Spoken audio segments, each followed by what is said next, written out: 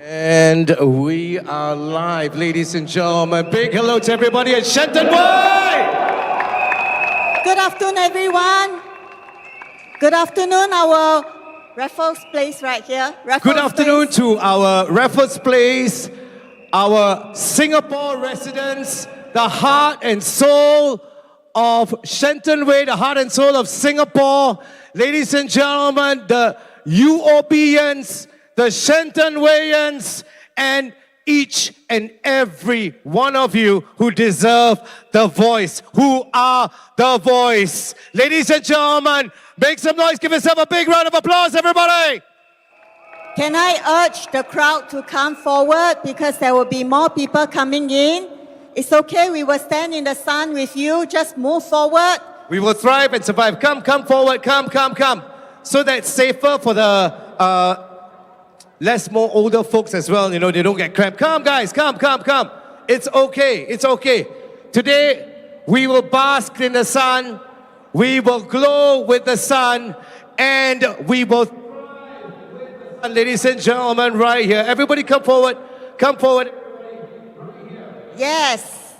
And for those of you, you're warm, right? Yes, we have all the fan that we can get from our merchandise. Our merchandise booth are behind. Please, you can go and take a look at the merchandise that is on sale. Like we have something like this, our flasks, our SDP flasks. They are on sale for one for $12 and two for $20. We need all the help and support that we can get from, okay?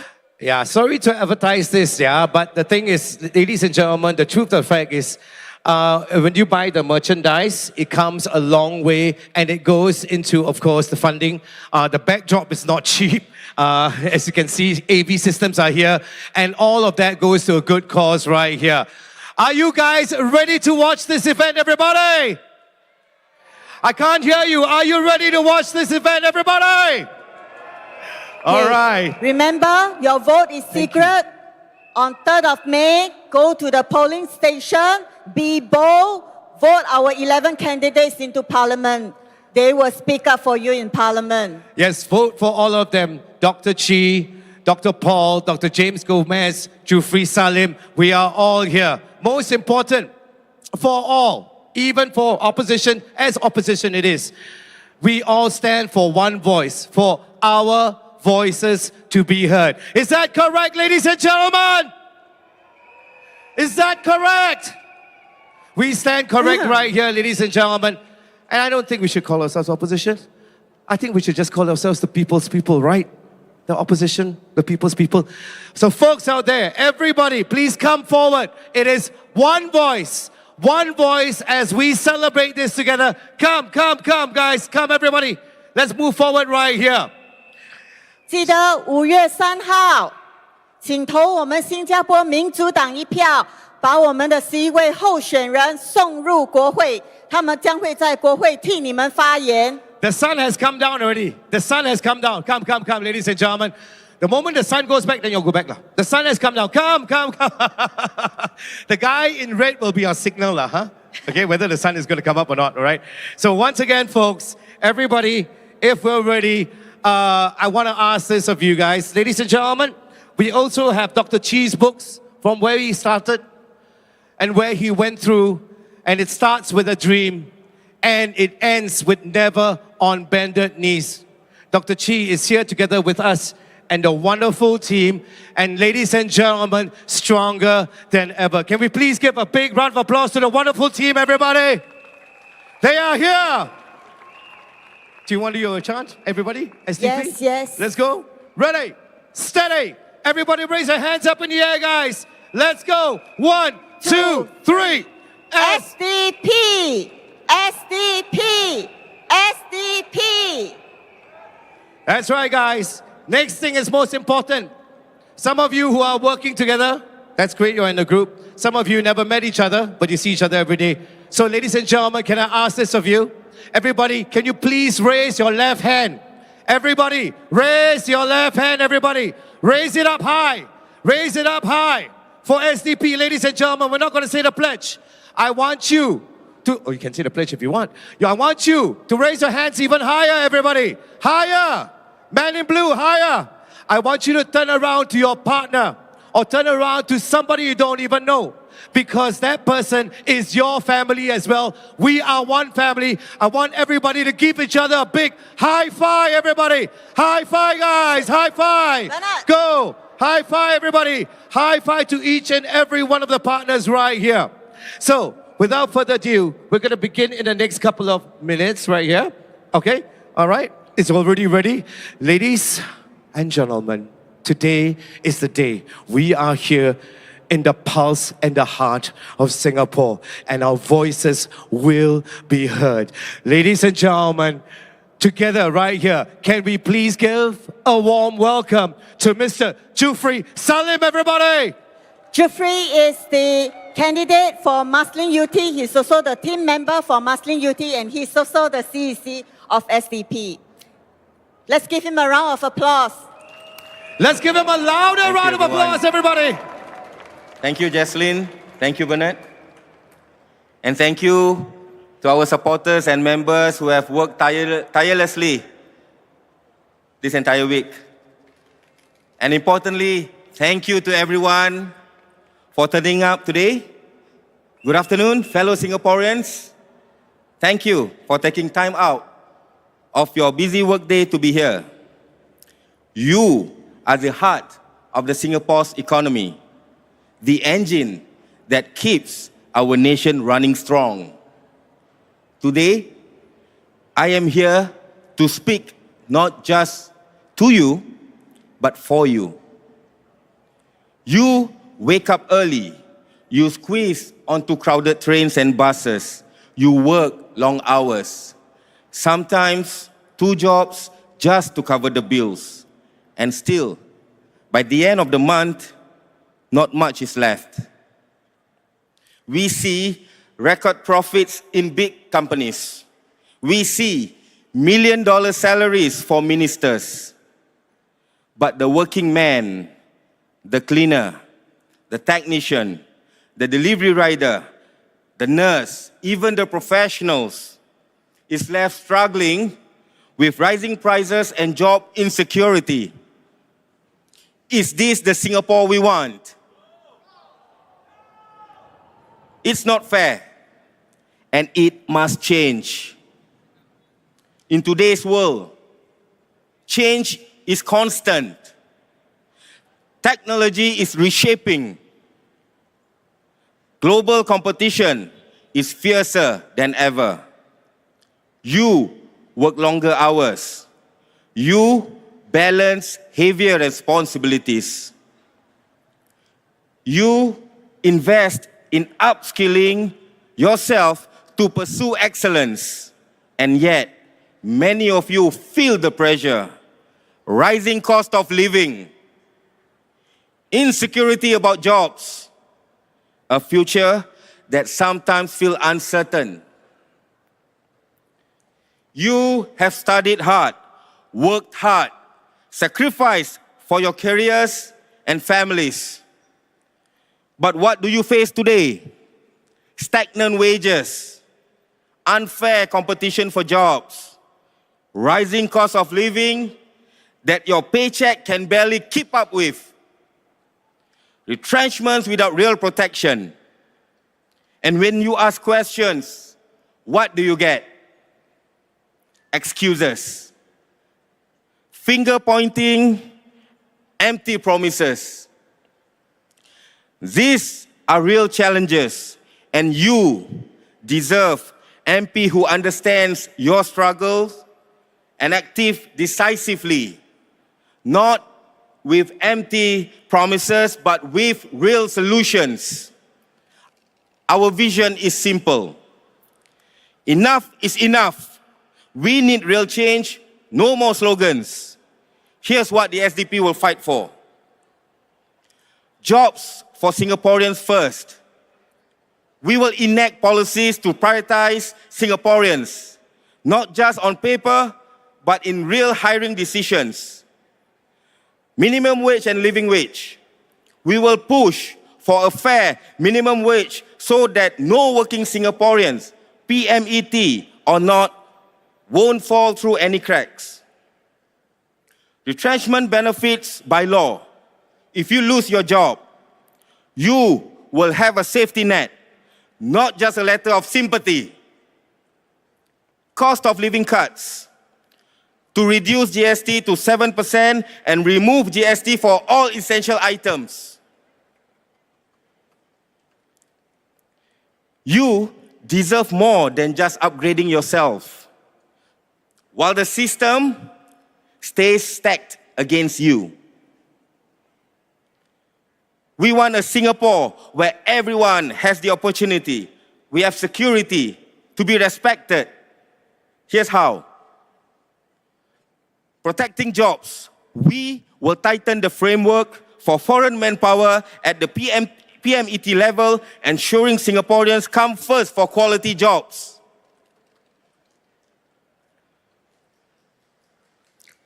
Lifelong learning that matters. Not just courses for the sake of courses, but direct pathways to better jobs and promotions. Affordable living.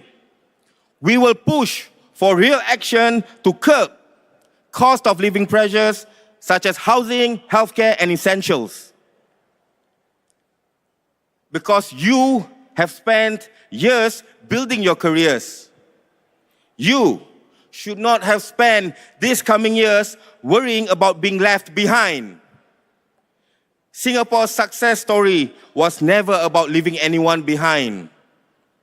It was and must always be about all of us moving forward together.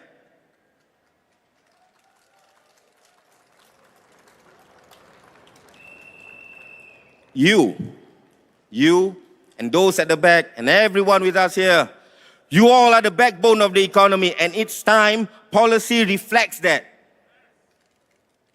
We believe in partnering with you, not lording over you. We believe in respecting your ambition, not restricting it. You have done your part. Now it's time for the system to do its part. The government says Singapore must be open to talent. We say Singapore must be fair to Singaporeans. Being fair doesn't mean closing our doors. It means opening up real opportunities for you, for your children, for every Singaporean who has given their all to this country. Because we are not just economic digits.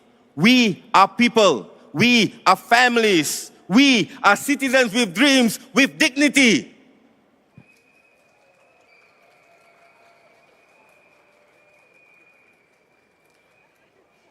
The PAP will tell you that change is risky. We, SDP, tell you, not changing is an even bigger risk. If we keep doing the same things, we will keep getting the same results. More insecurity, more stress, more hollow promises. You have the power. When you step into the voting booth, remember, you are not just voting for a party. You are voting for your career, your future, your family's tomorrow. Let's build a Singapore where everyone not only survives, but thrives. Vote for your jobs. Vote for your children's future. Vote for a Singapore that respects every PMET, every worker, and every citizen.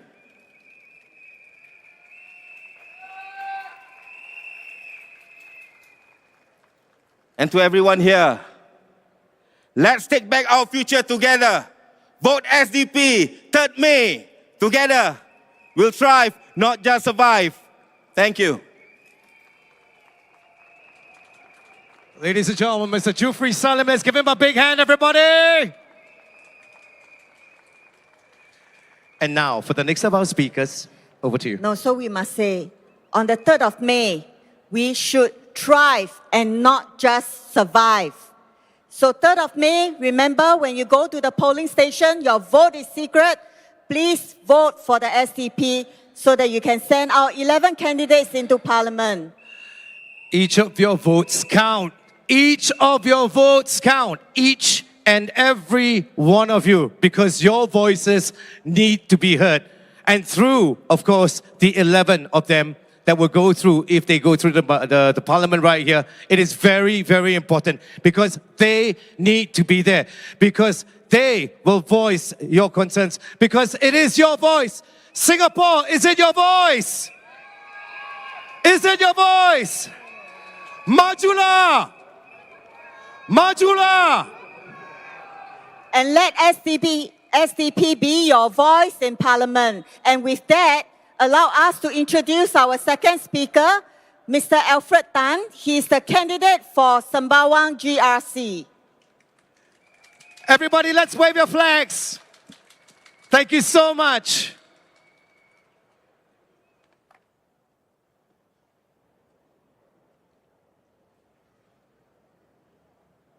Good afternoon, my fellow Singaporeans. You know the truth. You feel it every day when you wake up. You see it when you tap in. You know it when you look at your pay slip. You are working harder, paying more, seeing less.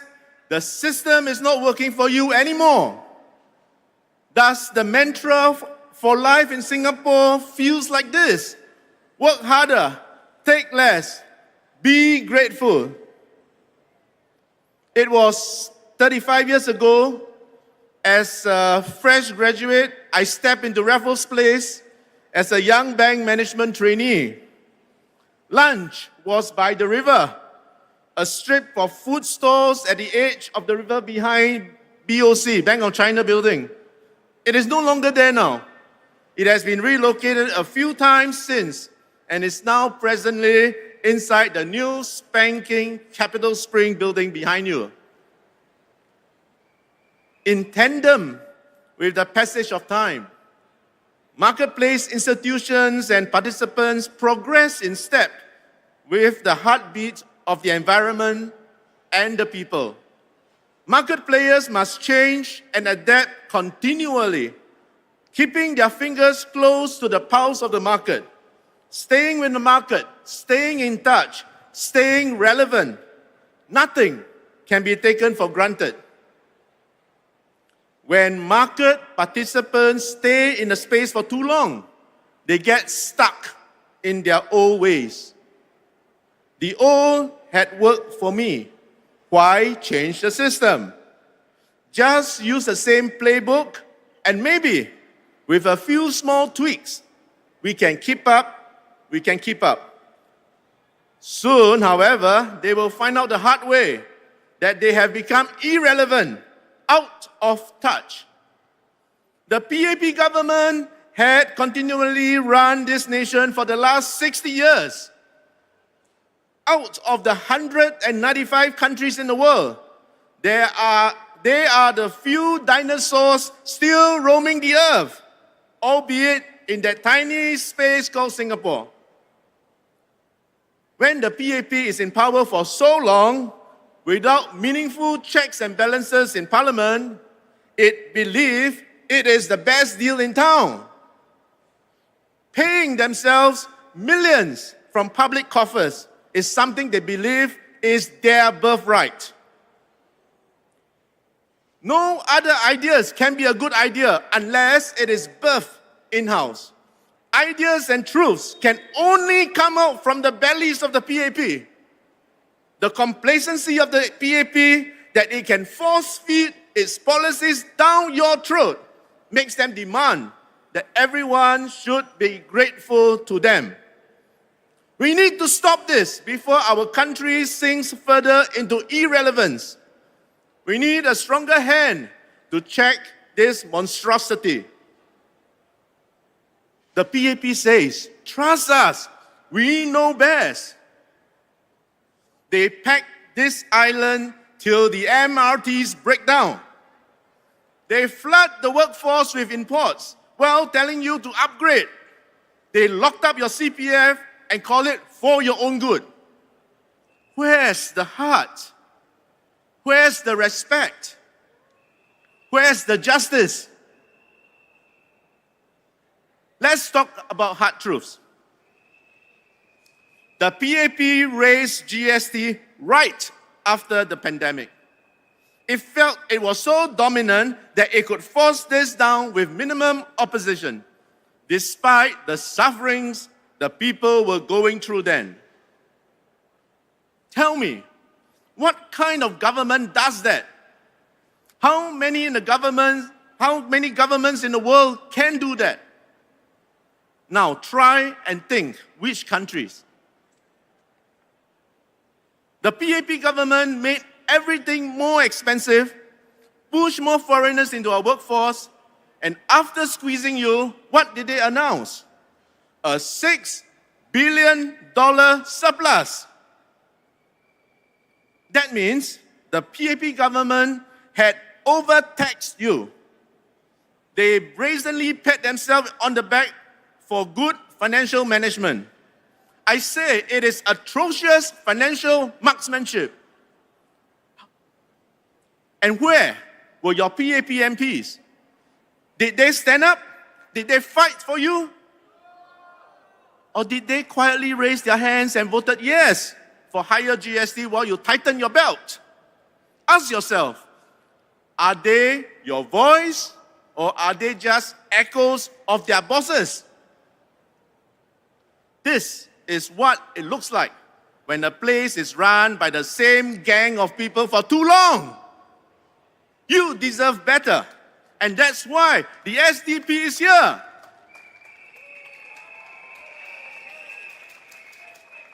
The SDP MP fights for one, real career protection and fair competition. Jobs for Singaporeans first, not free passes for any cheaper labor. You work hard, you train hard, you must be protected. This is your country. 2, affordable living, real retirement, fair CPF rules. We will fight for affordable housing, not million-dollar HDB flats. And we will push to peg ministerial salaries, not to GDP growth, nor to the top income earners, but to how well real Singaporeans live. You suffer, they suffer too. Just and fair, right? 3, your money, your future, with full transparencies. You trusted them to manage GIC and Temasek. Are you satisfied with the way they accounted to you as a stakeholder? Do you even see you as such a stakeholder? Can you see how your reserves are used? No. The SDP MP will demand that these be made transparent and accountable because your money is your future, not their playground.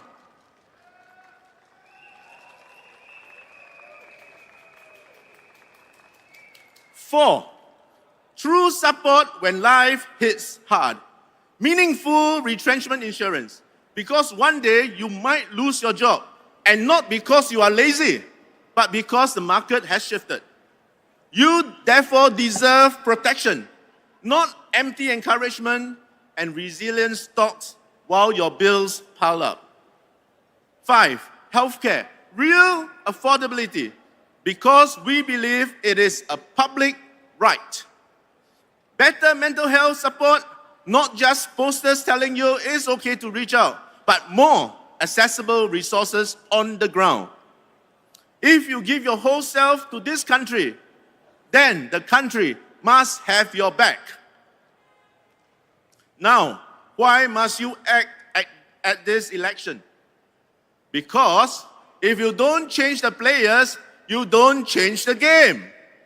Look at Parliament now. 90% PAP, 10% non-PAP. When they want to raise GST, raise transport fares, approve million-dollar salaries, who can stop them? You think your PAP MPs will dare to say no? They never did. They never will. because they are not there for you. They have to listen to their bosses, and it's certainly not you. If you want a parliament that listens, you must first send MPs who dare to speak up. SDP MPs will be loud, we will be strong, and more importantly, we will never forget who we work for. You.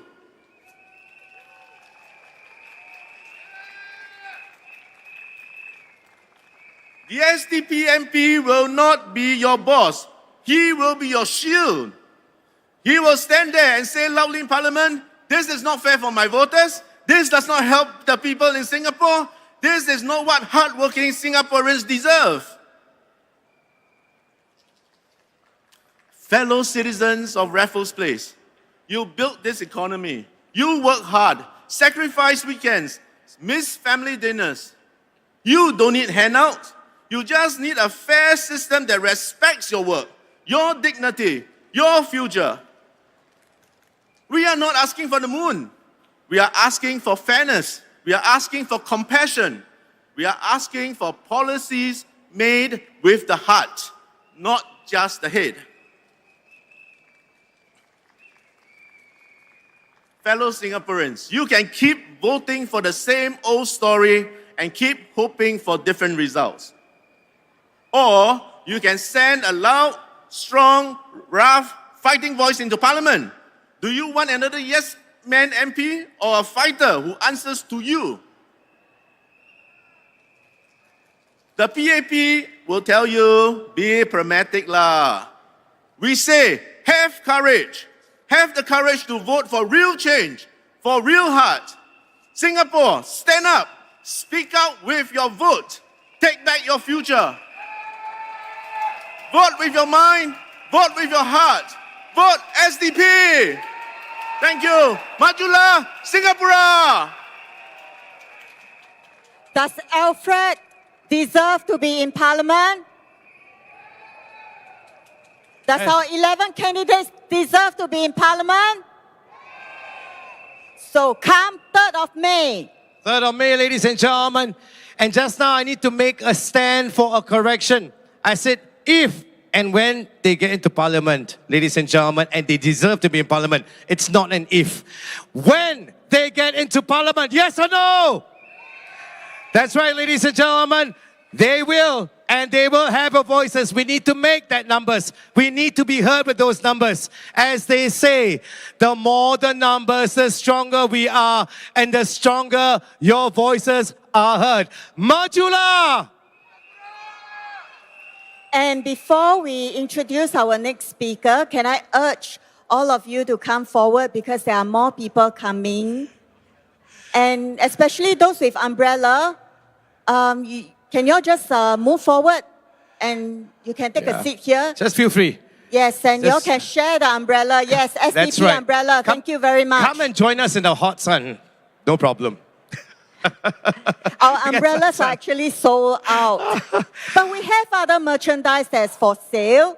You all can go to our merchandise booth to find out more.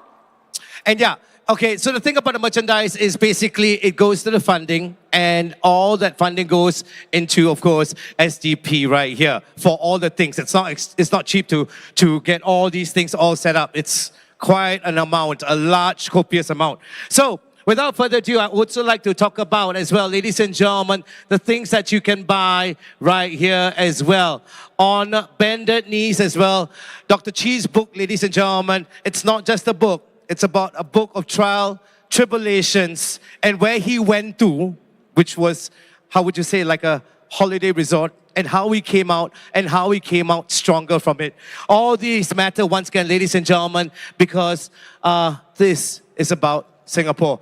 We also have, of course, a lovely merchandise which can put in a car, which Yes, everybody... our Danny the Democracy Bear. Benny the Bear. Okay? Yes. So once again, ladies and gentlemen, all these matter. Even these lovely small things matter because it goes to the proceeds right here for SDP. Yeah? All right. Is everybody enjoying yourself so far? Show your flag, Singaporeans! Show it all! Thank you so much. Jaslyn, Okay, come. Let's introduce our third speaker. Our third speaker, Mr. Arifin, our youngest candidate. And he is the candidate for Marsiling UT. Ladies and gentlemen, a round of applause to welcome our youngest candidate, Arifin. Never fear. Let's say it together. Never fear. Achimale, Achimale, Achimale, Achimale. Sorry, I stand corrected. Achimile, Achimile, Achimile, Achimile. Ladies and gentlemen, let's give a big hand to Arifin, everybody.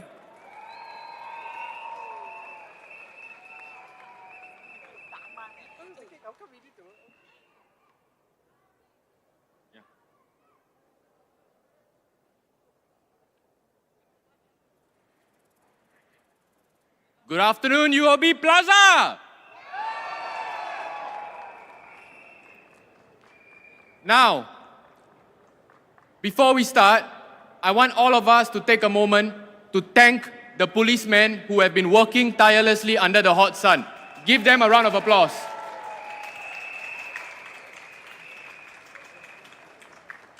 When you see them, thank them on your way out. Yesterday, this venue was used to propagate the politics of fear.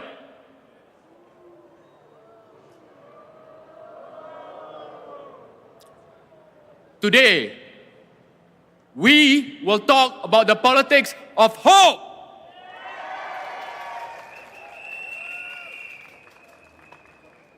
Remember, my friends, we may work in the CBD, but we have more in common with the everyday Singaporean than your million-dollar ministers. If anyone deserves credit for where Singapore is today, it is our tireless civil servants, our blue-collar workers, and the migrant workers who literally built Singapore.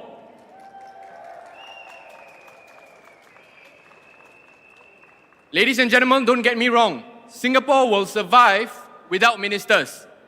But Singapore cannot survive without our nurses, without our teachers, without our frontline service staff, without our paramedics, policemen, our food delivery riders, bus riders, our cleaners, our hawkers. These are the people that are the backbone of Singapore.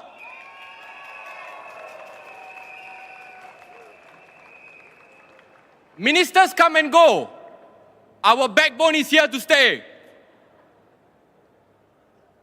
You know, someone asked me the other day, what is the life of a Singaporean? And I saw one answer which said that when you leave your house, the sky is dark. When you come home, the roosters are joining us too. When you leave your home, the sky is dark. When you come home, the sky is dark as well. That is the life of a Singaporean. You go to work, you go to school, if you're in a rush, your Grab prices will kill you. Your salary crawls or remains stagnant, but the prices of everything else grow up. You struggle with mental health, but you don't really have an outlet. How many of you, honestly, how many of you are comfortable telling your employers that you need to go for therapy or you need to take a day off? And don't even get me started on the cost and mental capacity needed for wanting to start a family. In Singapore, we have a mental health crisis. 1 in 3 young Singaporeans have reported, according to the IMH last year, extremely severe symptoms of anxiety, stress, and depression. This is concerning. You know, my friends, when we were young, we were told, don't worry, study hard, work hard, keep your head down, you will be okay. But let me tell you, as someone coming from the younger generation, this maxim does not apply to us anymore. Us young people, we do not see the same ROI, the same return on investment for our hard work anymore. And no, this is not us being a strawberry generation. This is us laying out the cold, hard truth.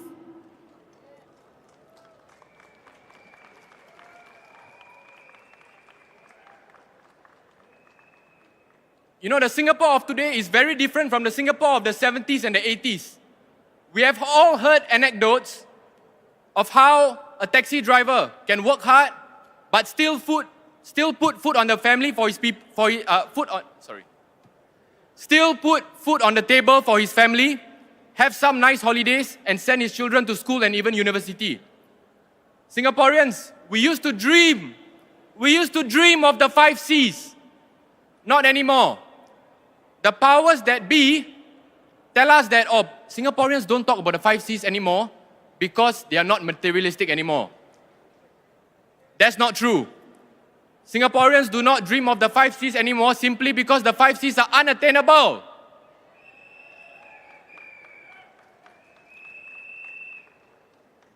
You know, these days when I look at the prices of HDB, I am honestly worried. Of course, you see the headlines. The headlines say HDB is affordable. Minister Desmond says he's monitoring. But a young person these days, when you look at the median prices, and this is no joke, 10 years ago, if you talked about a 1 million resale HDB, you will say that it's unthinkable. But today you see so many 1 million HDBs, and I honestly worry for the future. And trust me, my friends, my fellow Singaporeans, if you are okay, how about the next generation? How about those of us who are not so well off? In Singapore, we must not just think about ourselves, but we must think about our entire society, everyone around us.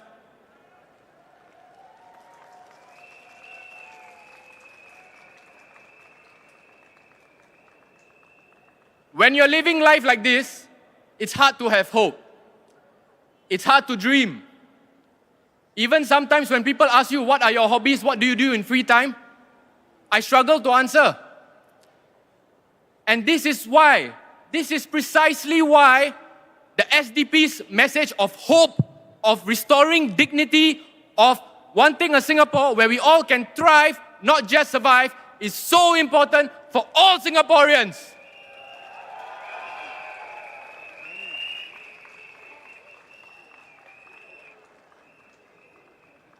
You know, there was a point of time where all of us look forward to National Day parades. Remember that, my friends? National Day parades were a source of joy. The entire family will come together to watch it. But these days, sometimes, there is still that joy, there is still that pride, but a lot of times we use it to catch up on sleep, to catch up with our friends. You know, we must reject the policy of fear. We truly want a Singapore, not just in form, but in substance. Enough of motherhood statements. We want a Singapore where we can thrive and not just survive. But my friends, we cannot do it without you, without any one of you.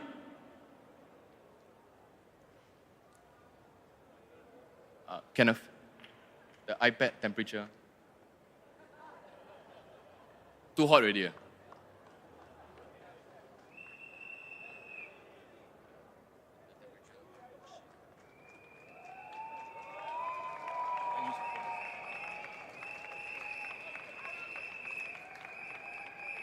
Sorry about that. Ladies and gentlemen, while we settle that glitch, let's vote for SDP. Everybody, let's put our voices together. Everybody, hands up in the air, guys. Hands up. Vote for SDP. SDP. SDP. Raise your flags. That's what we are. And Arifin. SDP. SDP.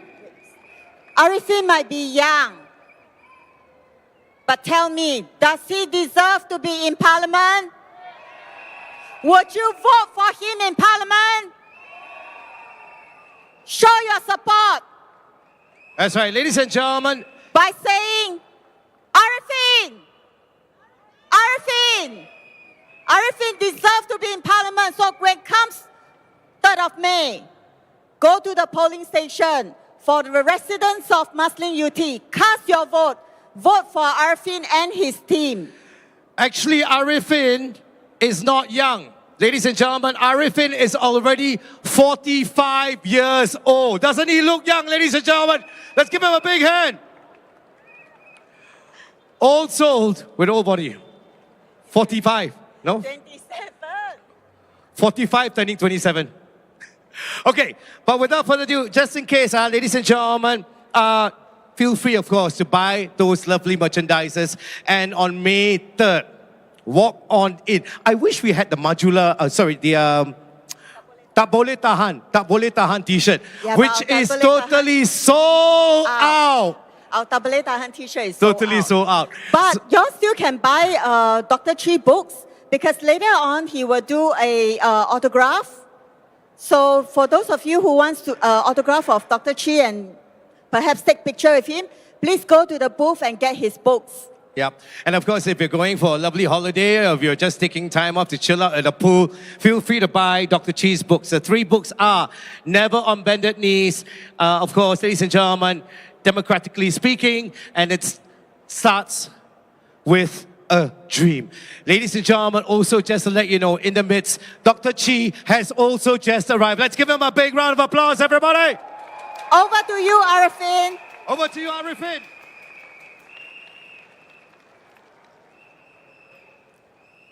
My friends, let me tell you this. More than anything this GE, what I personally want to see is Dr. Chee Soon Juan and Dr. Paul Tambaya be elected into Parliament.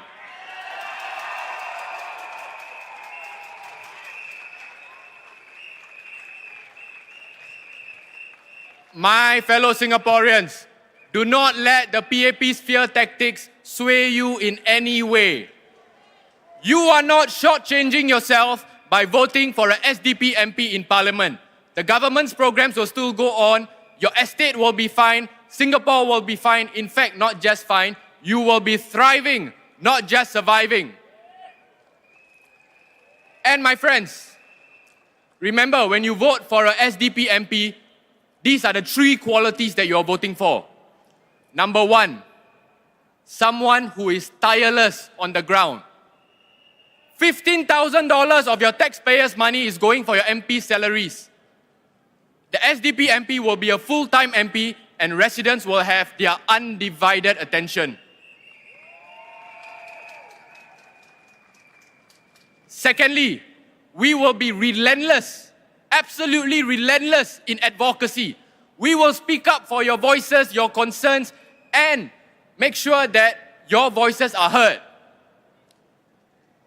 And finally, my friends, we will make sure that we are fearless in Parliament.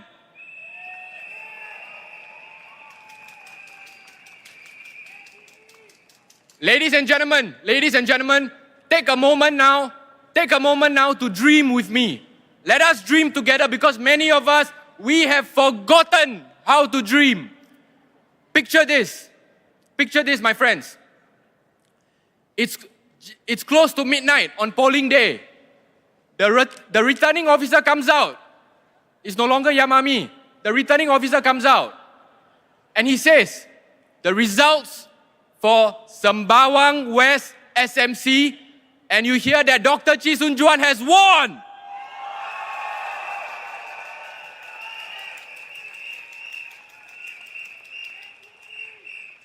Ten minutes later, after victories in Punggol and Jalan Kayu are also announced. And then, towards the end of the night, the returning officer comes out again and says, results for Bukit Panjang SMC. And he tells you that Dr. Paul Tambaya is elected into Parliament.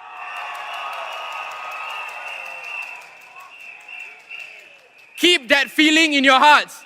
Hear that noise, because on May 3rd, it will be 10 times louder than this. And it will be heard from Changi to UOB Plaza to Jurong. My fellow Singaporeans, vote without fear, vote for hope, go towards change. Remember, sometimes in life we need to make difficult decisions, but these are necessary decisions. And just remember this, when Dr. Paul Tambaya wins, when Dr. Chee Soon Juan wins, it will not be our victory. It will not be the SDP's victory. It will be the victory of the rakyat.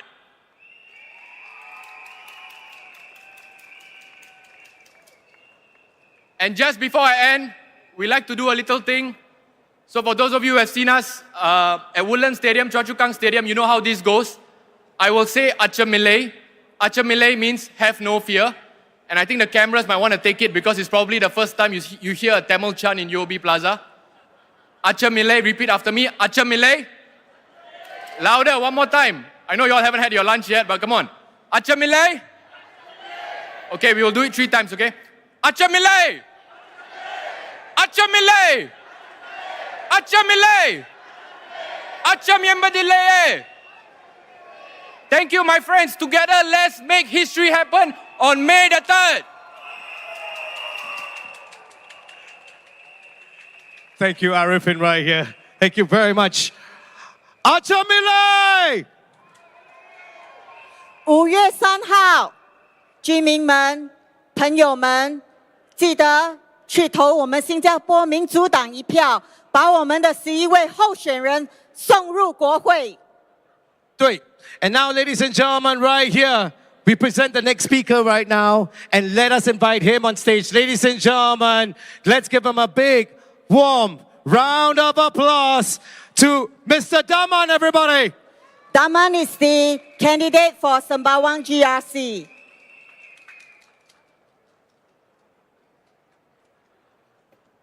A very good afternoon to everyone. A very hot afternoon too. Friends, Singaporean voters, on the 3rd of May, we are standing in possibly one of the most historic and iconic part of Singapore, next to the Singapore River. I still remember growing up, seeing all the tongkang berth close to each other, packing this now serene river. It was busy, dirty, smelly, but it symbolizes our economic journey as a trading nation into what we now are.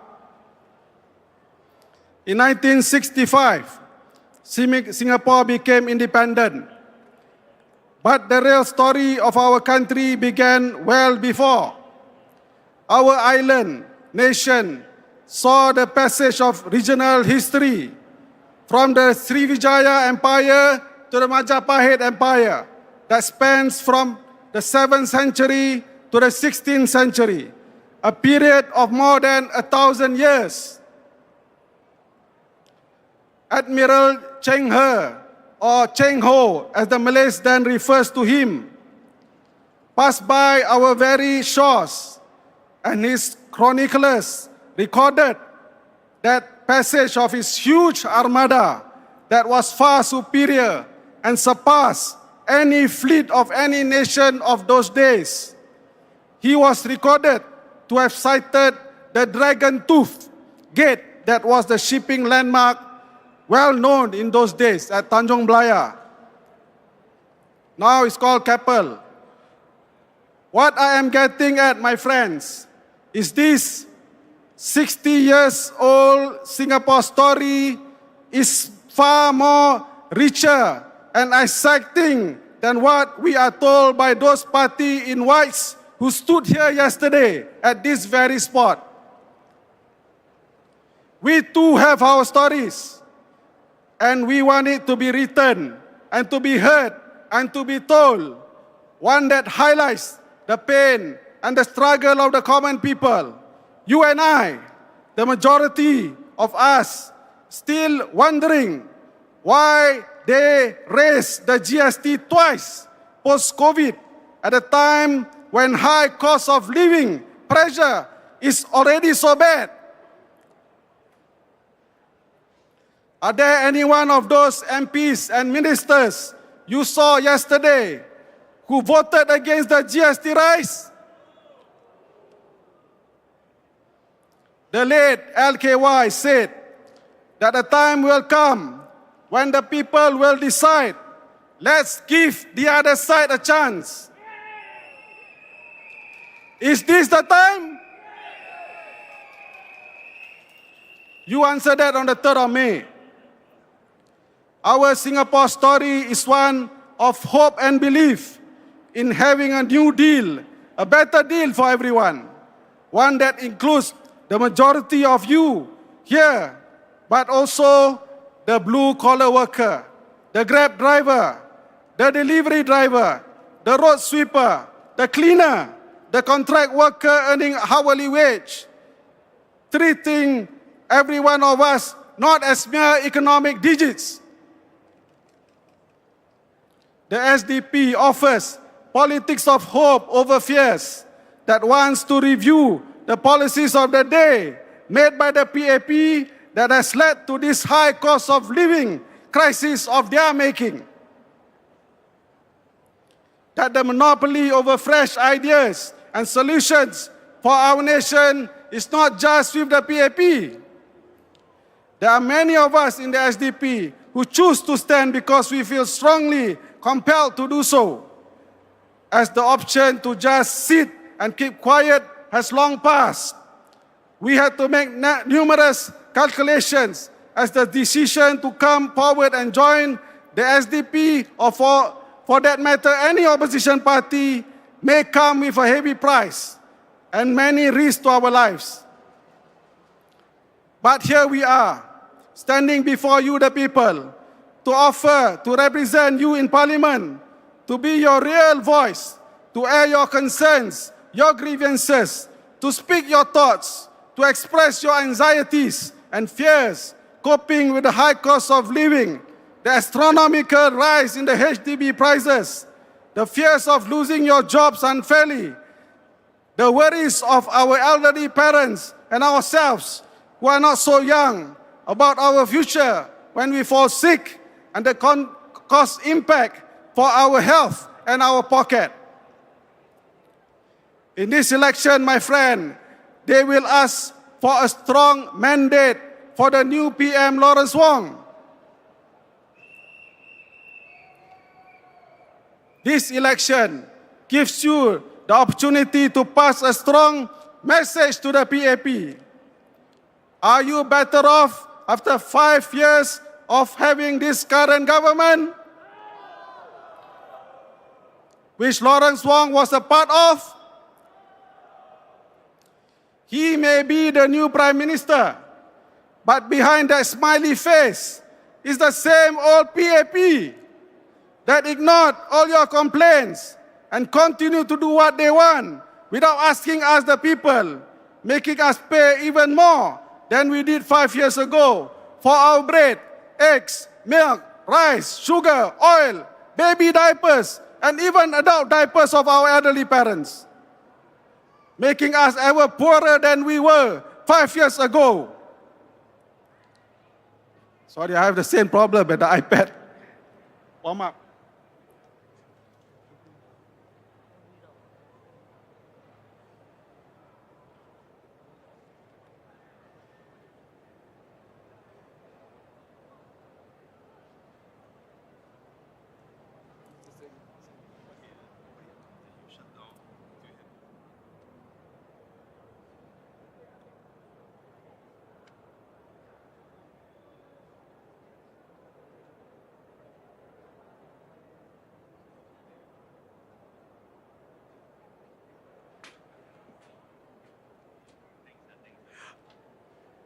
I think I'll continue impromptu. So, my friends, what is at stake for us today is that if we don't vote an alternative, we will get the same thing for the next 5 years. We at the SDP are offering to you, all of us, a vision of hope so that we can chart a new path for everyone. Allow me to speak a bit of Malay. Para pengundi yang semua yang saya hormati dan kasihi, pada tanggal 3 hari bulan Mei ini, anda akan mengundi dan undi anda adalah sangat penting. Apa yang anda harus fikirkan ialah, adakah keadaan kita lebih baik 5 tahun yang lalu dan apa yang kita akan hadapi 5 tahun ke depan. Bagi kita, masyarakat Melayu, kita harus fikirkan sama ada 60 tahun dipimpin oleh pemerintah PAP, kita dalam keadaan yang lebih baik setelah 60 tahun. Adakah mereka telah menolong kita untuk mendapatkan perkara-perkara yang kita inginkan sebagai sebuah masyarakat? Ataukah mereka telah menjadi penghalang terhadap cita-cita kita sebagai sebuah masyarakat? Adakah semua badan-badan Melayu, badan-badan Islam yang di bawah mereka digunakan untuk menghalang kemajuan masyarakat kita? Ini adalah fakta-fakta dan perkara-perkara yang harus kita fikirkan apabila kita pergi mengundi pada 3 hari bulan Mei ini. Jadi, kita perlu fikir masak-masak kerana masa depan anak-anak kita akan terjejas. Kos sara hidup yang tinggi dirasai oleh semua rakyat. Kos membeli rumah baru untuk anak-anak muda yang baru kahwin melambung ke langit. Adakah ini keadaan yang kita mahu berterusan? Tentu tidak. Jadi, anda dan keluarga anda, teman-teman anda, sahabat dan handai harus membuat satu tindakan dan menggunakan undi anda. Kerana undi anda adalah kuasa keramat di tangan anda. Jadi pada 3 hari bulan Mei, undi pembangkang, undi SDP, undi untuk masa depan yang lebih cerah, bukan terus terbelenggu dengan PAP dan karenah dia. Terima kasih. Finally, for all you voters out there, this is one in every 5 years when you become the boss. So, as the boss, you have heard the interview by all the MPs. Make the right choice. Chart a different path so that our hopes for a new and bright future is realized. Vote for the SDP. Thank you very much. Thank you, Daman. Friends, Daman. are you all hot? Are you all hot, feeling huh? hot? Hot with passion? Hot with passion to vote our 11 candidates to Parliament. Come 3rd of May, your vote is secret. Vote our 11 candidates to Parliament. They will speak up for you. They will be your voice in Parliament. Ladies and gentlemen, next our speaker right here is an advocate for democracy and human rights in Singapore. You all know him, ladies and gentlemen. He has been waiting to be elected into Parliament, and thereby it's just right now about time he should. Ladies and gentlemen, the man who reiterated Bo Bei Tao. Ladies and gentlemen, Mr. Dr. James Gomez. Dr. James Gomez is a candidate for Sembawang GRC.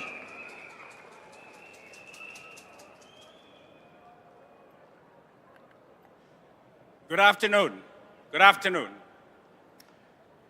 My speech today is entitled Reject PAP's Fear-Mongering. Elect SDP MPs.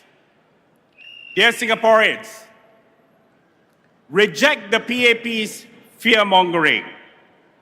Every election season, when the PAP is out of ideas and cannot counter alternative policy ideas, or when they cannot withstand the wrath of the people suffering the rising cost of living, the PAP tries to scare the voters. They tell you that if you vote for the opposition, Singapore will collapse. That if you bring in anyone other than the PAP to Parliament, Singapore's success story will crumble. When the PAP behaves this way, do not let fear guide your decision. Let your hopes, your needs, and your future be the courage that guides your vote.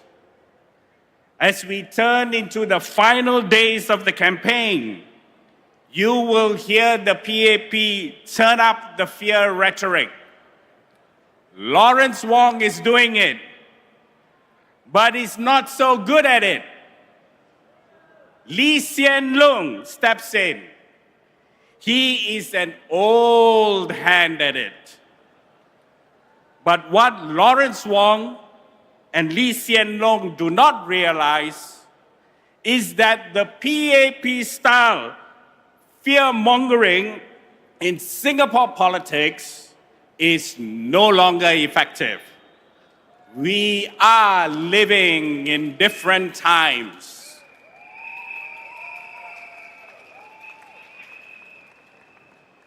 Lee Hsien Loong fear-mongered just 2 days ago. Quote, "If we lose our ministers, Singapore is in trouble. Do you want to replace ministers with someone cheaper?" Close quotation marks. Such logic is unbelievable. But I can understand. It comes from the PAP's desperation. After all, losing ministers will be a problem for the PAP, but not for us Singaporeans.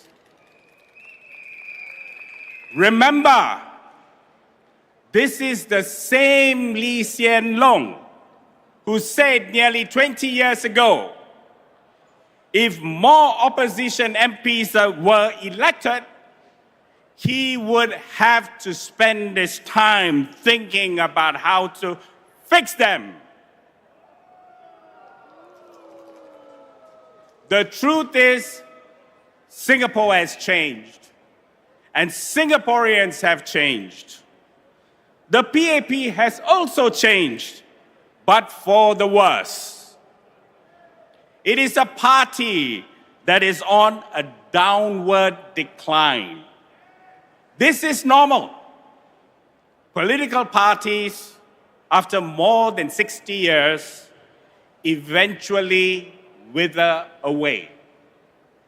It is a natural evolution of politics. That's why Singapore needs alternative MPs, SDP MPs, who will keep Parliament awake and accountable, where the quality of PAP MPs is poor. Let me now turn to Lawrence Wong. He says the PAP cannot govern effectively if there are more opposition MPs. Again, what nonsense. Effective government demands accountability, transparency, and debate. It requires different voices in Parliament, including SDP MPs, to challenge bad policies, policies that hurt Singaporeans. A strong Singapore is where a multi-party parliament listens to the people to enact policies that are good for Singapore as a whole. It is not a parliament made up of one party that demands a blank check. If the PAP can only function when handed a blank check, if it can only perform without checks and balances, then something is deeply wrong. If Lawrence Wong says that his team can only function when given unchecked power, then the problem is not with us Singaporeans, but with the PAP. A PAP that fears scrutiny. When you vote for a stronger opposition, you are not hurting Singapore. you are only threatening the PAP's desire for total control. It is their plans that will be disrupted, not the prosperity of Singaporeans. The PAP's attempt to dangle NCMPs as an alternative to elected opposition MPs is moot. We have seen that the NCMP scheme has been discredited when several NCMPs became turncoats and joined the PAP. This now brings me to Ong Ye Kung, who held the health minister portfolio and is a candidate in Sembawang GRC. Just last night, he said, I think the SDP is trying to hoodwink us. Let me tell you, this underperforming health minister is the one who is trying to hoodwink the electorate of Sembawang. Under his watch as health minister, we have seen a failure in healthcare, a lack of real action to address Singapore's growing mental health crisis, and a chronic neglect of health giver support. And right in Sembawang, where he is supposed to serve the people, he's busy playing with horses. This is why Ong Ye Kung has to go. We at the SDP are not unreasonable. We are contesting in Sembawang because the residents invited us to contest there. Sembawang residents see a strong party in the SDP and electable candidates.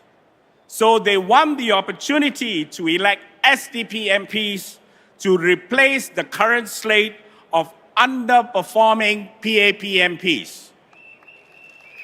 They prefer to have SDP MPs serve them. So who are the SDP MPs? SDP MPs are MPs who are not afraid to challenge bad policies, MPs who won't be silenced, and MPs who will ask the tough questions and fight for better answers. In Sembawang and in the constituency of our northern strategy, that's the kind of MPs the residents want. MPs who will stand firm, ask the hard questions, and fight for the residents' interest. With SDP MPs in Parliament, there will be no more sleeping on the job. If anyone sleeps in Parliament, you can rest assured that the SDP MPs will give them a tight slap of questions that will wake them up. The SDP offers qualified, committed, electable candidates who, when elected as MPs, will work tirelessly for you and not for their self-interest. Vote for SDP, vote for SDP. We are looking for a clear mandate for Parliament. Thank you. Ladies and gentlemen, Dr. James Gomez.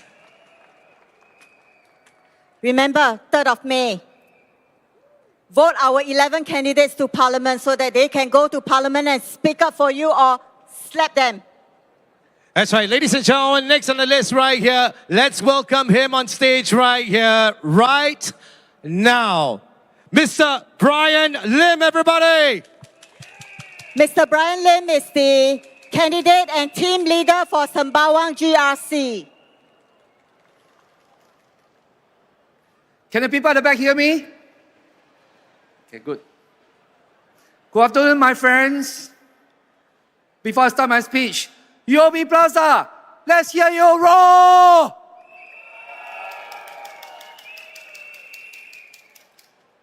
My friends, I stand before you today, not just as a speaker, not just as a candidate, but as a fellow Singaporean, a father who lies awake at night, wondering if his kids will ever afford a home.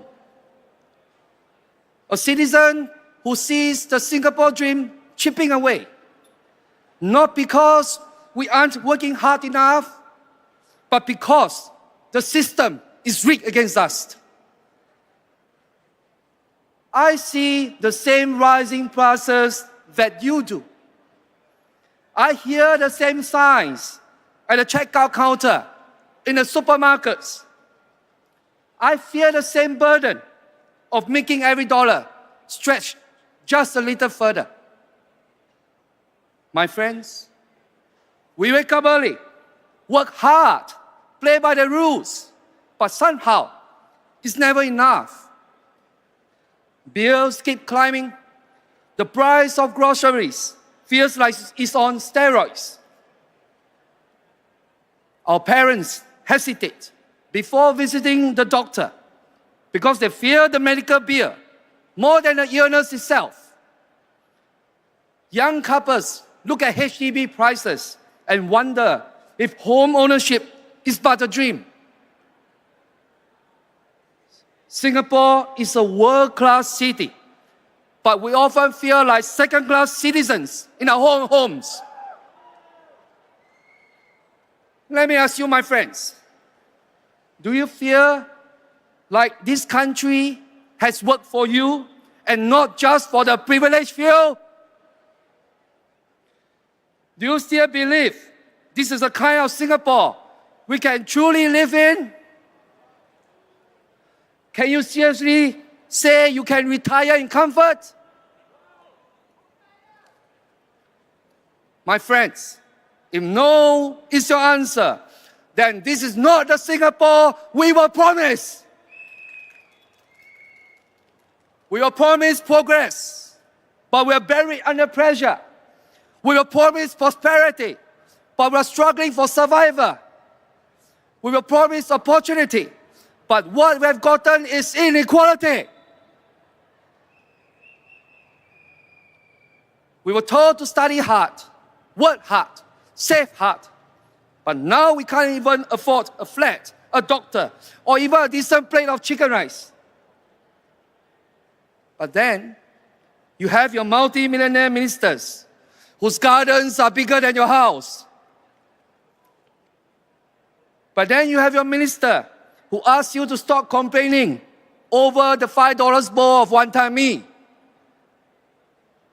But then you have your 5 mayors who are paid over 3.3 million Singapore dollars to oversee fewer than 1 million residents each, while the mayor of London earns under 300,000 Singapore dollars, looking after 8 million people, a size that's even bigger than Singapore.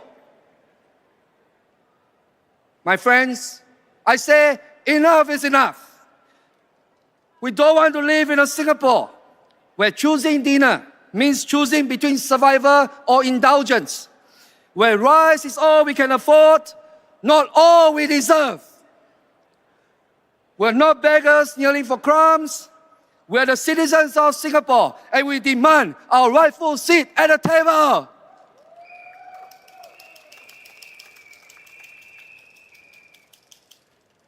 My friends, we don't just want a Singapore where we can barely survive, but a Singapore where we can thrive, where dignity isn't something you beg for, it's something you demand, where your value isn't measured by how much you suffer, but by how high you rise. This is why the SDP has a bold vision, a vision where Singapore is not just a place where we get by, but a place where we get ahead. A vision for Singapore where we don't have to choose between paying those hefty bills and caring for our aging parents. A vision for Singapore where hard work brings security, not uncertainty. A vision where elderly can retire with dignity, where workers are paid fairly, where our children can grow up with opportunity. But my friends, to fix what's broken, we must have the courage to name the problem. Inflation is eating away our savings like termites in an old wooden house. Food prices are climbing so fast, soon we have to take out a loan just to buy eggs. Electricity bills are rising, but what about incomes? Stagnation is the word. Our elderly work as cleaners, security guards, and cardboard collectors, not out of choice, but out of desperation. And yet, a former Speaker of Parliament dares to say they need exercise, as if struggles are a workout. My friends, we're not demanding to live in luxury. No, we're not asking for a Ferrari, a Hermes handbag, an $80 plate of pasta, or a good-class bungalow. But here's the worst part. This struggle is not our fault. It is a result of bad PAP policies. Policies that take more from us and give less in return. And that's why SDP has a plan to change this.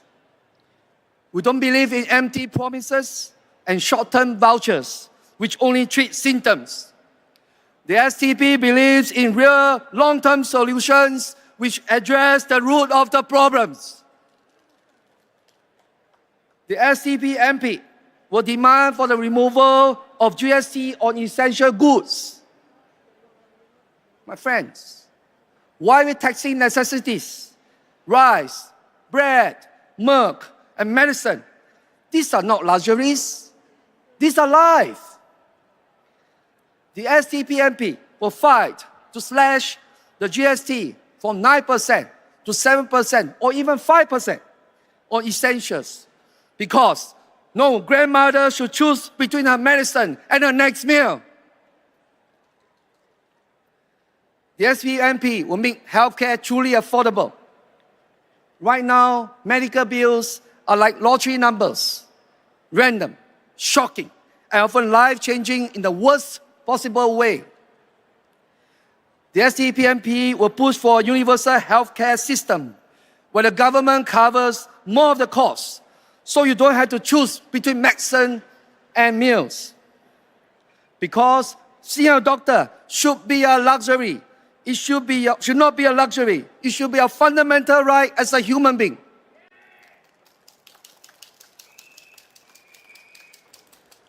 The SDP MP will advocate for affordable public housing. HDB flats are meant to be affordable, but for who? Certainly not for the young couples looking at the CPF and realizing that they need a miracle just to own a home. The SDP MP proposes that land prices should be removed from the cost of flats. Flats built under our non-open market housing policy ensures that they are affordable and not for speculation or profit-making. The SDP believes that a home should be a place of security, not a financial trap that forces you into debt for 30 years. The SDP MP will demand for fair wages for Singaporeans. We believe that a full-time job also means full-time dignity. The SDP will push for the implementation of a minimum wage so that no workers in Singapore is paid so little that they have to work 2 jobs just to survive. We'll push for a minimum wage that will give you maximum respect. The SDP MP will also ask for support for small businesses. Our hawkers, shop owners, and local businesses are the backbone of our community. But with skyrocketing rents and tough competition from big corporations, many are struggling to survive. The SDP MP will fight for lower commercial rents and fairer policies to help small businesses stay alive. Because when local businesses thrive, the entire community thrives too.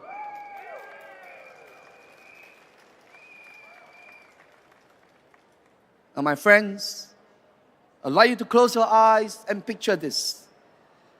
A grandmother who is no longer has to choose between medicine and meals. A young couple who can buy their first home without mortgaging their dreams. A hawker who doesn't wake up at dawn fearing that his store could be gone by dusk. An elderly security guard who can finally retire, not because he was forced to, but because he can afford to.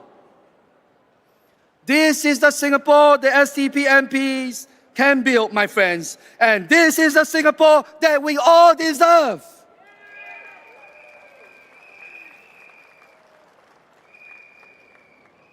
But change, my friends, does not happen by making wishes. It happens by voting for the SDP MP. It happens when we stand together and demand better. My friends, may I appeal to you today? If you believe that your grocery bill should not feel like a robbery, stand with us. If you believe that healthcare should heal, not bankrupt, stand with us. If you believe that Singapore belongs to the people, not just the powerful, stand with us.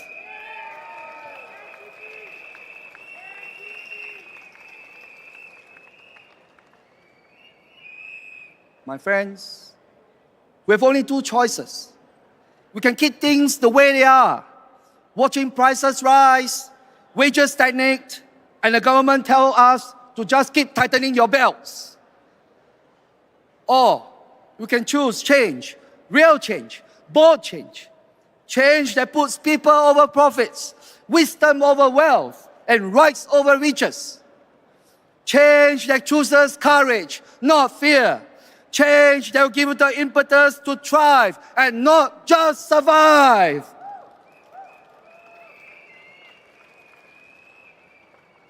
The SDP MP is ready to fight for your dignity and pride. My question to you, my friends, are you ready to fight along the SDP MP for your future? Then vote for the SDP come May the 3rd. Thank you. Thank you, Brian. Thank you, Brian, right here. Besides voting for us on the 3rd of May, we will also like to appeal for volunteers to be our polling agent. We need a lot of polling agents just to ensure that the election is conducted in a fair way. That's if you right. want to find out more information, please go to our merchandise booth. They are able to explain to you. We have, I think, 2 shifts. Out of the 12 hours, there's actually 2 shifts. For more information, please go to the merchandise booth, and at the same time, you can get some merchandise. That's right. Once again, ladies and gentlemen, be a part of the SGP, and of course, you'll be able to help in the facilitation of that polling right there. And of course, please vote the 11 wonderful, wonderful formidable team right here into Parliament as they take you and become your voice of Shenton Way, your voice of Singapore. Your voice in Parliament too. As you can see, some of our volunteers were concerned about, especially the media team, that you are under the hot sun. If any of you need drinks If you guys or need water, let us know, okay? yeah, You please need water, let us know. Stay hydrated. We know the sun is very hot. It's very hot, especially even for me, just as being as an MC, it's hot. It is hot. But I'm still here because you know why? I stand here before people who have a need to have their voices, which are the right people to also be a part of the wonderful Parliament team as well. Ladies and gentlemen, they will be your voices. And the next person right here, who has made also quite a lot of headway, I'm sure you want to hear from him, and has made quite a lot of points. Ladies and gentlemen, for SGP, for SDP, it is my pleasure, ladies and gentlemen, to welcome Dr. Paul Tambaya. Dr. Paul is the candidate for Bukit Panjang SMC.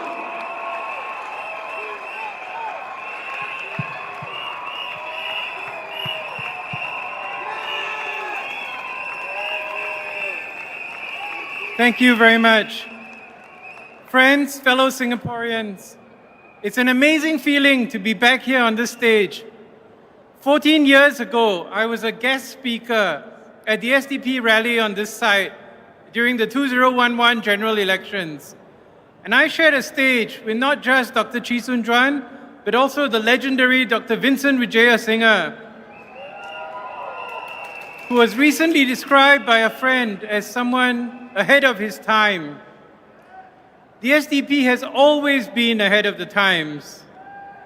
In 2011, MediShield, which was the government's catastrophic health insurance plan, established in 1990, did not cover pre-existing illnesses such as cancer and diabetes. I spoke here about what many of my patients told me. 在新加坡可以死，不可以生病。In Singapore, you can afford to die, but you cannot get sick. So the SDP responded to this and launched our healthcare plan. The key element is a single-payer, universal healthcare system, which means that there's one national insurance scheme covering both the public and private sectors. It could be administered like ElderShield by some of the big insurers. All costs are tightly regulated because of the dominance of the single payer, which is the government. Our call for healthcare financing resonated, and it became one of the reasons why the PAP suffered a drop in vote share and lost one GRC in 2011. And this had a major positive effect. Two former prime ministers left the cabinet, together with two other ministers held responsible for the fiascos in transportation, housing, and also even national security. This is solid evidence that your vote counts. Sending a strong signal to the PAP on 3rd of May will improve their performance. It did in 2011, and there's no reason why it will not do so again in 2025. The SDP's proposals will be like a snowball in Greenland, gaining momentum and building up for a real change in Singapore. So the SDP's slogan for this year is a call for Singaporeans to thrive, not just survive. T stands for taxation, which is fair. And I know that many of you work in the industry, and you know that a lot can be done to make our system fairer for Singaporeans. The most obvious is the regressive GST. The PAP has claimed that the opposition blames the PAP for everything that goes wrong, but doesn't give them credit for things that go right. Come on. The reality is that Singaporeans know what is within our control and what is not. We know that there was a global surge of inflation over the last couple of years. But to this day, I have not found a single person who's been able to explain to me why the best response to the rising cost of living was to increase the GST not once, but twice, especially at a time of record fiscal surpluses. H stands for healthcare that is universal. Unfortunately, despite the reforms in MediShield Life, medical expenses have in the last 2 years now become number 4 in the list of reasons cited for bankruptcy, according to data from Credit Counselling Singapore. No one should have to go bankrupt just because you have cancer or some other disease. R stands for respect, respect for this planet, and calls for a stronger move from fossil fuels towards renewables. We have also championed the cause of Clementi and Dover forests and protested the ill-advised clearance of Kranji forests. All these take away the green lungs of our city-state. I, THRI, I stands for rational approach to immigration. We are not against immigration and have in fact proposed a talent track scheme which encourages individuals with skills that we need or deep family connections to commit to Singapore. This would be preferred rather than simply trying to meet racial quotas, which is actually quite divisive. V stands for VERS that works. The Voluntary Early Redevelopment Scheme was proposed in 2018 by then PM Lee Hsien Loong when the government publicly recognized the problem of HDB lease decay. Recently, PM Lawrence Wong was frank enough to admit that our HDB flats will have zero value after 99 years. He made the comparison with private condominiums, but that's a bit misleading because condo owners own strata title to the land. So they can decide at any point in time, usually when the condo is aging, to go en bloc, sell to a developer, get a new lease. They are not trapped with lease decay like HDB owners. So the VERS scheme was supposed to address this, but we have not heard any details at all. There is a lot of concern that if the PAP receives a strong mandate on Saturday, the terms of VERS may be unfavorable to us. And this happened with SERS, the Selective En Bloc Redevelopment Scheme in Ang Mo Kio Avenue 3. Initially, many residents had to fork out additional costs or downgrade to smaller units. But it's not just the old people like me who are concerned about housing in Singapore. Young people are facing a huge problem with the spiraling costs of BTO flats and resale flats. The SDP has a concrete plan to address this problem with a suggestion to give people the option to choose non-open market flats which can be sold only to the HDB or retain the tradable open market nature of their flats. During GE2015, the PAP sent out a mailer into every household in the GRC we were contesting, criticizing our policies. On our non-open market housing plan, they said the scheme undermines home ownership, resale prices have fallen, and new flats are affordable. Those 3 points have not aged well in the last 10 years. And finally, E is for education. We believe in giving every child a chance to learn and thrive. There have been some reforms since we published our education policy, but more can be done. We called for the abolition of streaming in 1994 before some of you were born, but we were roundly criticized at the time. Fast forward 30 years later, and we have finally got full subject-based banding for students who don't make it to IP or SAP schools. The government is still too addicted to sorting out human beings, even as children. But at least there's hope that we can wean them off this addiction, and perhaps with your help and a strong message on 3rd of May, maybe move them to a cure. The SDP is a competent, constructive, and compassionate party. We're a small party. We're so small we didn't get invited to the Channel News Asia live roundtable. But look at the stage here. Consider the fact that even the PAP could not mount rallies every single night. We have an incredible team. Give them a hand.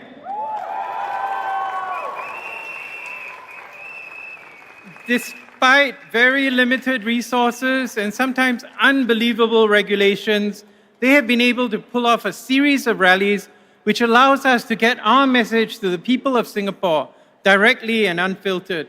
Thank you all too for coming to spread the word. This is a good sign for those of you who are concerned about town council management by the SDP. We will do a good job and we'll do it ourselves. The SDP are good as a team.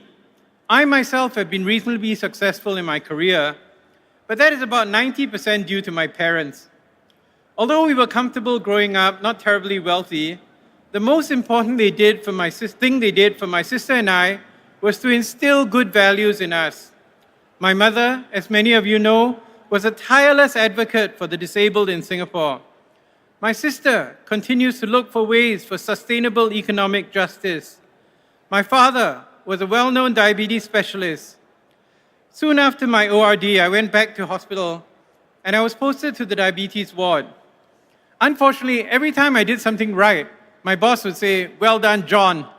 If I did something wrong, she'd say, "Paul, why did you do that?" I realized then that there was no future for me in diabetes in Singapore, and I became an infectious disease doctor. My father actually was the one who encouraged me to take no pay leave and go to the US to do my postgraduate training. He always believed there was no point being a big fish in a small pond. If I really wanted to do well, I had to prove myself in the world's best centers, competing against the leaders in the field. rather than going around the local medical centers enjoying the unasked privilege of being John Tambaya's son. I really appreciated that, as I learned survival skills I could never have learned in the comfort of Singapore. And that is why it puzzles me when the current PAP leaders say that having more opposition in Parliament will be bad for Singapore. I firmly believe that healthy competition can only make someone better. As I've said earlier in this campaign, the best football teams in the world get better by playing against teams which are stronger than them, not by shifting the goalposts, shortening the training periods for their opponents, committing professional fouls, etc. So let's hope that on the 3rd of May, you give the PAP a chance to improve themselves by voting in strong opposition members into Parliament, like the SDP.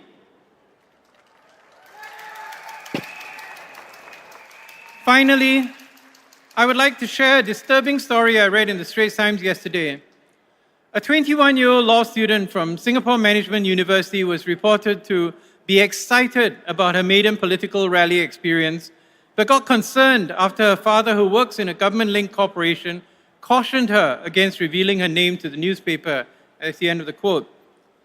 While fear may be generational, as her father may have grown up in the era of Operation Cold Store or Operation Spectrum, when the 3 a.m. knock on the door was a reality for critics of the PAP. It is disturbing that today many young people still share the same fear. I would call on Mr. Chan Chun Sing, Minister in the Prime Minister's office, who's apparently in charge of the Elections Department, to make a strong statement reassuring Singaporeans they can vote freely without fear of retribution, no matter whether they work in the civil service, the military, the police, or any other government organization. Their loyalty is to the government and people of Singapore, regardless of whoever is in power. If Mr. Chan is not keen on making the statement, that's okay. Don't worry. We had more than 10,000 people at our rally in Sembawang on Sunday. And at the last general election, 967,046 people voted for the non-PAP candidates. Nothing happened to them. There is no way that you can mark or punish 967,000 people, and maybe more this time. Your vote is secret. Vote freely. Vote with confidence. Vote for a Singapore where everyone can thrive. Vote for the SDP. Thank you.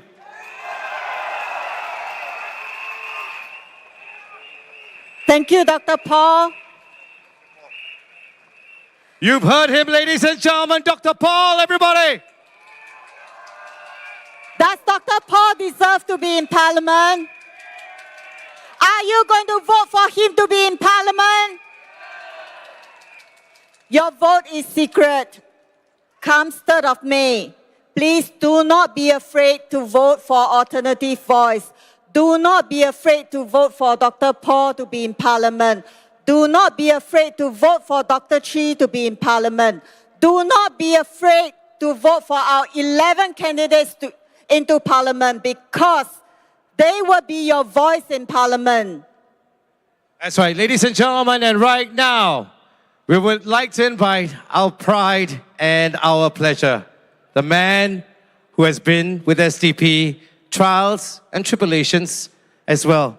Ladies and gentlemen, he has been also with us, together with them, at the forefront of SDP. It is our honor, ladies and gentlemen. I know you've been waiting past your lunch. I know you are staying here because you want to stay here.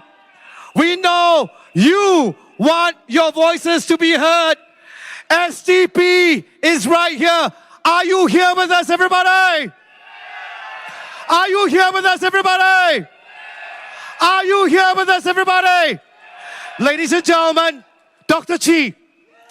Dr. Chi is the candidate for Sembawang West SMC.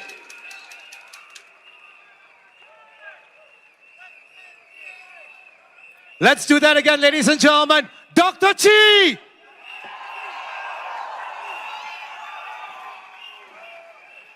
Thank you. Chapa boy. Sudah makan, everybody? Vanakkam. I was here about 10 years ago, right at this spot, also conducting this rally. It doesn't look like much has changed, but for a few more wrinkles and less hair, this speaker has also not changed because we are raring to go. In Singapore, they say we have 2 seasons, warm and stuffy, but at least there's no lightning today. It's warm and it's stuffy, but I'm going to tell you a few things that will make you hotter. I'm going to take you on a short but crucial ride and give you hard, unmistakable evidence of how the quality of the PAP has deteriorated over the years. But I want to preface my speech with this caveat. I have no interest in conducting PAP bashing. I'm going to list out a list of PAP scandals and screw-ups only because our PAP ministers keep running the propaganda that they are exceptional and that they don't need an opposition to hold them accountable. No, they need to be humble and they need to acknowledge that Singapore needs an opposition in Parliament, an opposition like the SDP to make our nation stronger. So are you ready? Here we go. Now let's start with the inexcusable behavior of former Prime Minister Lee Hsien Loong over his handling of the Tan Chuan Jin affair. In June 2023, and I want you to note this date, June 2023, the government dropped the bombshell news that the then Speaker of Parliament had resigned his post because of an extramarital affair he had with his fellow PNP MP, Ms. Cheng Li Hui.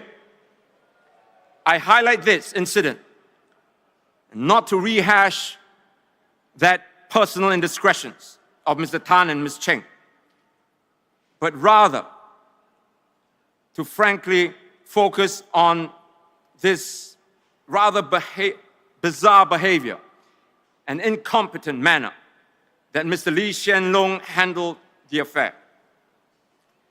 Now, Mr. Lee disclosed that he was aware of Tan's romantic involvement with Cheng as far back as 2020, right after the GE that year. And he said that he had confronted the speaker over the matter, but then he inexplicably allowed Tan to remain in his position for another 3 years. According to Lee, he wanted to give Tan and Cheng a softer exit. But Mr. Lee forgets that he is not some father addressing his children, but the Prime Minister of Singapore handling affairs of the state. I am reminded of another Lee who once said that whoever wishes to govern this nation must have that iron in him. And the matter didn't end there. It wasn't until February of 2023, 2.5 years later, that Lee revisited the issue, this time around Tan Chuan Jin tendered his resignation. But get this, Lee then continued, despite that resignation, to allow Mr. Tan to remain in his post for another 6 months. Did Mr. Lee not think that there was a danger of Tan's position being compromised and that could affect the functions of the state? Not only that, the entire matter was kept from the public for 3 full years. So when the new PM, Lawrence Wong, said that the government will be upfront and transparent, I don't know whether to laugh or cry. The curious thing is that it wasn't the first time that Lee had to deal with such a matter. There was already the situation with Michael Palmer, who was also Speaker. I don't know what that position is so seductive. And then there was another case regarding another PAP MP, Mr. David Ong. But the point is that Mr. Lee did not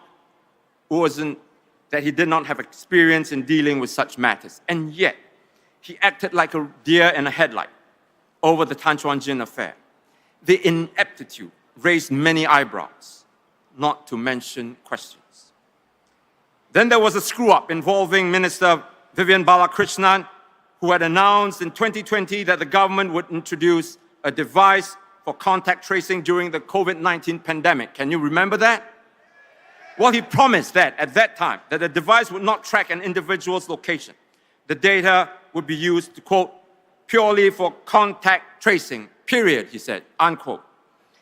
And as it turned out, that promise lasted only 6 months, because in January the following year, the minister had to do a keblakang pusing and break the news that the police had indeed used the data for its investigations.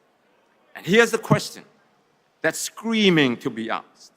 Why did the minister not do his homework before he made the statement? And more alarmingly,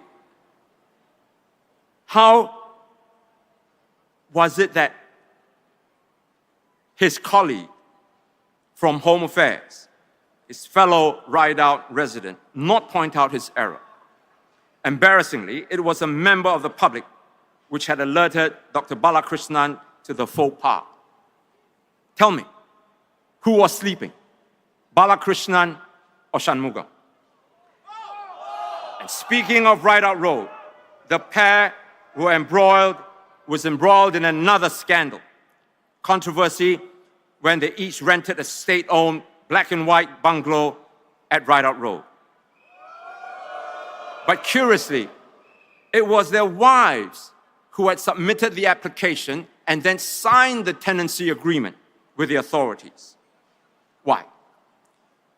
Why did they rent the properties under their wives' names instead of their own? And to qualify for the rentals, the applicants needed to demonstrate an income 3 times more than the rental. Was Mrs. Balakrishnan's and Mrs. Shanmugam's salaries enough to qualify? Silence. Now, during the parliamentary hearing over the incident, Mr. Shanmugam also disclosed that he owned another good-class bungalow, which he was preparing to sell off and therefore needed to rent one at Rideout Road. And shortly thereafter, the minister managed to sell off his bungalow for an eye-popping $88 million. Now, we've asked Mr. Shanmugam several questions pertaining to the sale, one of which was, just who did he sell his bungalow to? Again, the silence is deafening. Of course, no discussion of PAP incompetence would be complete without mentioning my namesake, Mr. Chee Hong Tat. Mr. Chee came into true prominence when he bungled the installation of the new MRT's ticketing system called Simply Go. Long story short, the exercise drew such a public backlash that the minister also did a keblakang pusing and abandoned the project. The U-turn cost taxpayers another 40 million, big ones. Then came the latest season of MRT breakdowns. In September last year, the East-West line staged a 5-day protest and affected 500,000 trips a day. It was the worst disruption of the MRT system's 37-year history. Now get this. The breakdown happened after the government spent $2.6 billion, billion with a B, to review and renew north-south and east-west lines. A month later, a train on the LRT system, this time in Bukit Panjang, also broke down. A rescue train was dispatched to tow the broken carriage back to the station, but you guessed it, the rescue train also broke down. You can't make this stuff up, my friends. Again, the LRT meltdown occurred despite the government spending $344 million in a renewal project, which started in 2018. Now, through the years, the MRT system has been plagued with electrical failures, floods, collisions, cracks in carriages, management problems, which resulted in injuries and even a couple of deaths. And as if not to be upstaged, the Finance Ministry also waded in with this honorable mention in 2016.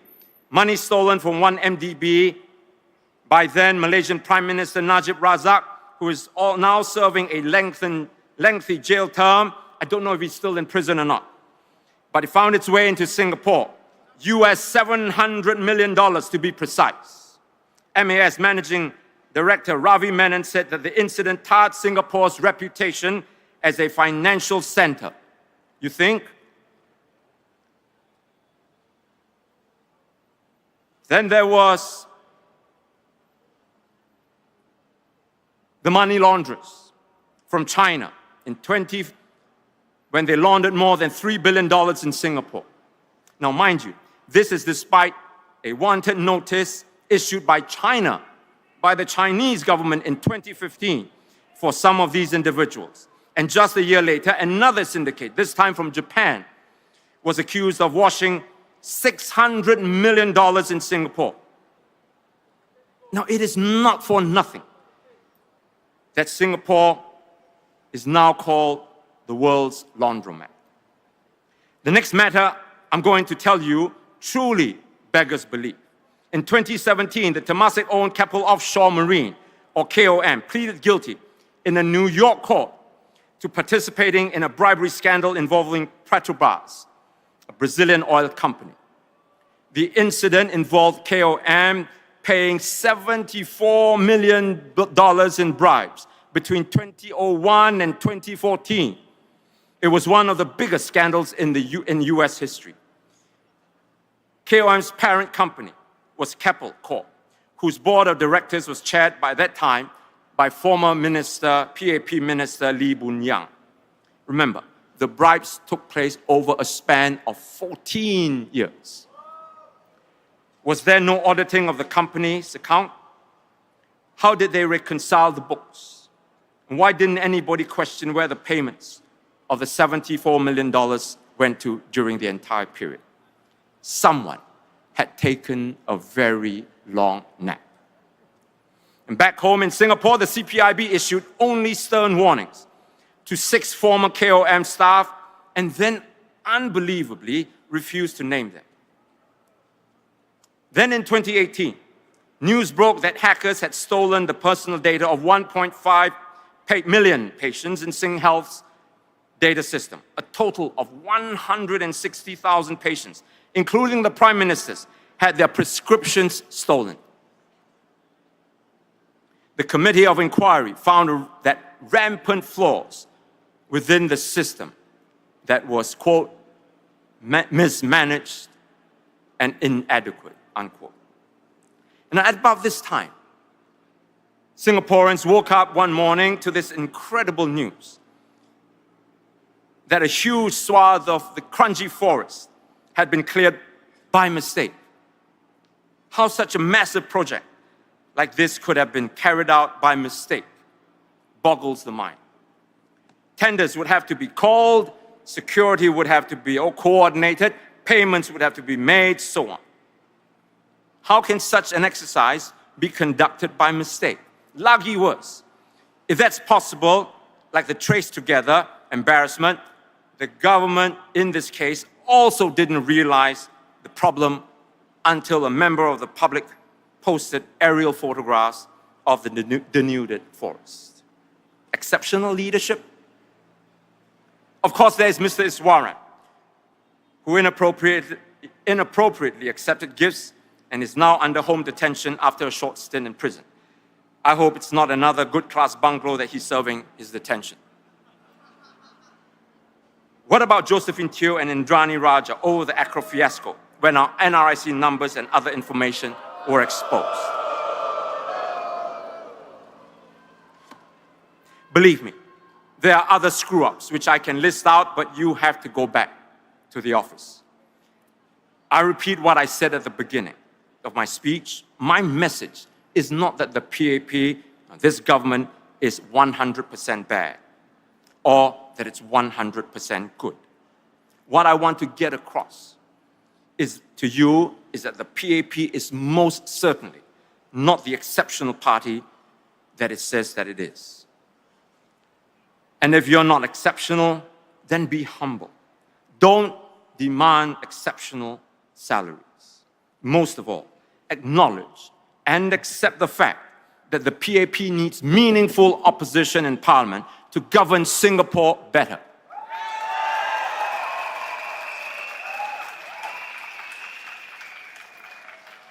The problem is that they say that because they are so talented, that they must be paid such astronomical salaries. If we don't pay them what they demand, then they might fall into the seductive hands of corruption.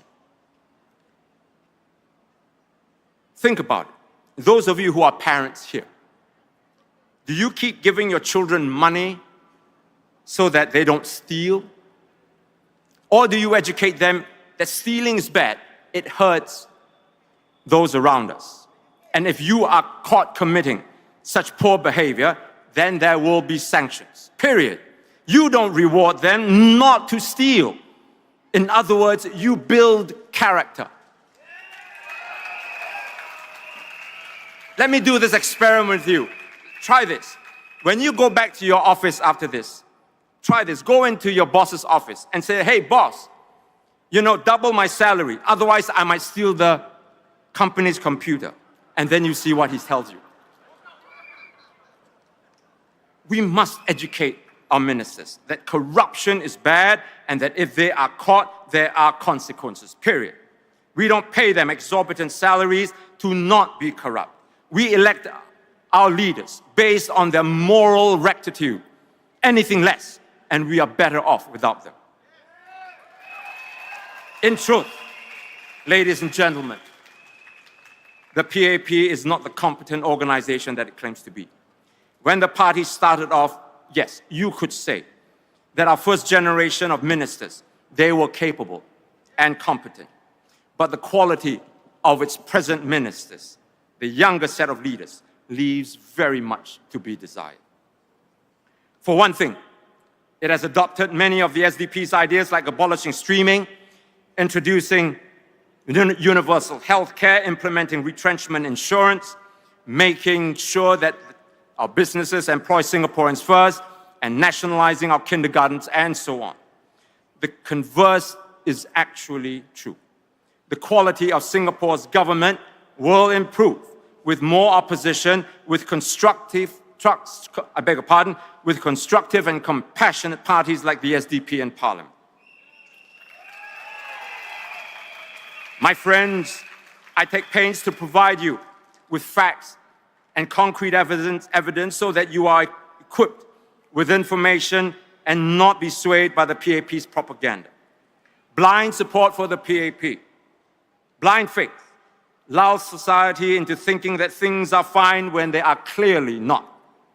And worse, that there is no alternative to the PAP. As far as our economy is concerned, we're still stuck with low productivity, low wage, high cost model. In truth, the malaise that has been going on since Mr. Goh Chok Tong's prime ministership, with matters degenerating further under Lee Hsien Loong, and now to Lawrence Wong, a span of more than 3 decades. In that time, the problems have not been resolved, but they have gotten worse with each prime minister. Now, here's the question that you must ask yourself. Do you think that Goh Chok Tong couldn't do what Lee Hsien Loong did? Lee Hsien Loong couldn't do it either, but somehow now with Lawrence Wong, that he can miraculously change Singapore's course? During his prime ministership, I repeatedly urged Mr. Lee Hsien Loong to be a good leader who takes Singapore to a new and high level. In my book, Never on Bended Knees, I wrote, lest I be accused of being promiscuous in my criticism of the Prime Minister, I have repeatedly urged Mr. Lee to be the transformative leader that our nation needs. He can choose to open up the system in Singapore and seal his legacy as an enlightened statesman. Or he can continue running the country through intimidation and fear. Alas, he chose the latter. I take this opportunity to urge the new Prime Minister, Lawrence Wong, to do the same. Gone are the years when authoritarian control can be justified. Society has progressed, times have changed, and the people want openness and transparency. They want to be reasoned with, not talked down to. They want and demand a more democratic system, one where the government censors less and listens more. Unfortunately, it looks like Mr. Wong is not off to a promising start. For one thing, announcing the new boundaries and then calling elections just 1 month later, while all the egregious gerrymandering goes on, signals that Mr. Wong is cut from the very same old PAP cloth. My fellow Singaporeans, our nation stands at a crossroads. The choices we make today will echo far beyond our own time. Be bold, be brave, be on the right side of history. Let us lead, not for power, but for purpose. Let us lead, not for applause, but for a legacy that lifts Singapore. Let us lead, not with fear, but with faith in our people. Let us lead, not by clinging on to the past, but by focusing boldly in the future. Let us lead, not with narrow ambition, but with the wide and noble spirit of compassion that will truly leave no one behind. Now, more than ever, our country cries out for wisdom, for vision, for hope. Now more than ever, Singapore needs not just cleverness, but true leadership. My fellow Singaporeans, the future is calling. Let us answer it with courage. Thank you. Vote SDP. Thank you very much. Ladies and gentlemen, Dr. Chi. The man who has been called a liar, a cheat, but up till today, he is still standing tall. Does he deserve to be in Parliament? Come 3rd of May, please vote Dr. Chi into Parliament because he will make sure there's no more sleeping member of Parliament in Parliament. That's right, ladies and gentlemen, for each and every one of you, as your NMC, it has been a pleasure to see our Singapore spirit want the best version of Singapore. We want the voices to be heard, ladies and gentlemen, and we want it to be heard right now. Ladies and gentlemen, SDP supporters, give it up, give yourself a big round of applause, everybody! And the best way to support Dr. Chi, not just voting him, his books are on sale. Dr. Chi will be doing his autograph at this corner. So for those of you who support Dr. Chi, support his work, please go and get a copy of his books from the merchandise. Thank you very much. Ladies and gentlemen, we applaud you. May you walk back safely across over to your office right here or back to your homes and enjoy. We will be here again tomorrow at Sun Plaza, okay? So, yeah. No, let me announce the tonight rally. Oh, tonight, that's right. Rally will be from 8 to 10 p.m. 8 to 10 p.m. It will be at Beacon Primary. Beacon and Primary. That will be Sun Plaza. Dr. Paul's Bukit Panjang SMC. So we hope to see you all tonight. Please come in red. Show us a sea of red. Thank you very much, ladies and gentlemen, and have a great day ahead, Singaporeans. And also, my friends, please join us to thank all our volunteers for making all this possible. Thank our media team under the sun. I hope you're well hydrated. And also thank our man in blue. Thank you for keeping all of us safe. Thank you for keeping the place orderly. And also, I forgot to thank very important person, our healthcare, our ambulance. They are always on standby in case any one of us fall sick. Please join us to thank all of them, because only with them, this is all possible. Thank you very much. Thank you. Thank you, ladies and gentlemen. Have a good day ahead. We'll see you back again soon. And last one, we need volunteers for polling agent. Please sign up and be our polling agent for the 4 constituencies that we are standing for. To find out more information, please go to our merchandise booth. Thank you very much. Thank you.